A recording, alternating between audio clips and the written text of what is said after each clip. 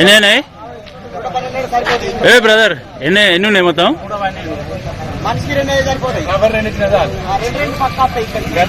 మాది గంగారము.